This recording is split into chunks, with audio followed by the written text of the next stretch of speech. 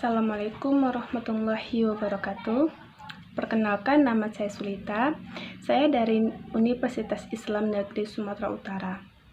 Jurusan Pendidikan Guru Madrasah Ibtidaiyah semester 6. Di sini saya akan membahas mengenai pembelajaran aktif dan juga model pembelajaran Safi. Pembelajaran aktif. Di dalam dunia pendidikan, kita dikenal dengan adanya pembelajaran aktif. Nah, apa sih itu pembelajaran aktif?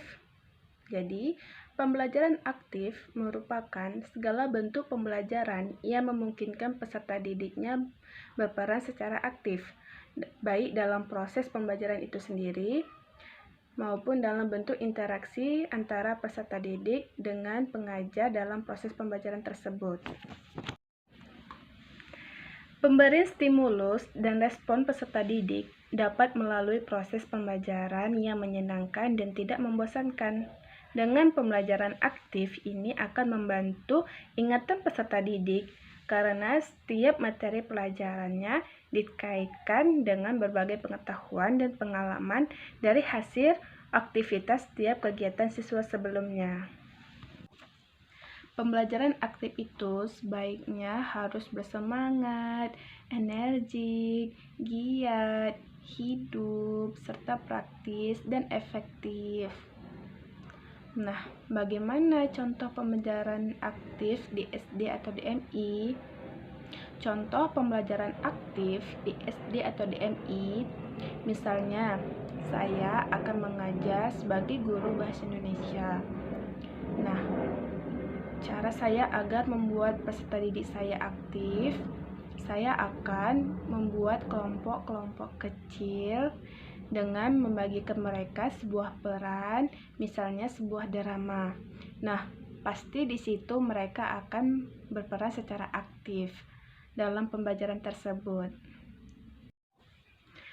Selanjutnya, pendekatan Safi.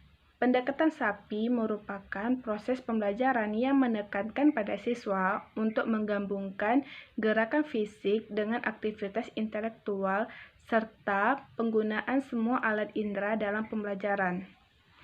Pendekatan Safi pertama kali diperkenalkan oleh Dave Meyer yang mengemukakan bahwa manusia memiliki 4 dimensi, yaitu S. Somatis atau tubuh, A. Auditori atau pendengaran, V. Visual atau penglihatan, I. Intelektual atau pemikiran.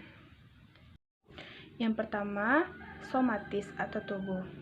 Belajar somatis berarti belajar menggunakan indera peraba yang melibatkan fisik atau tubuh ketika belajar. Yang kedua, auditori atau pendengaran. Menurut Meyer, bahwa cara belajar auditori ini adalah cara belajar standar bagi semua orang sejak awal sejarah.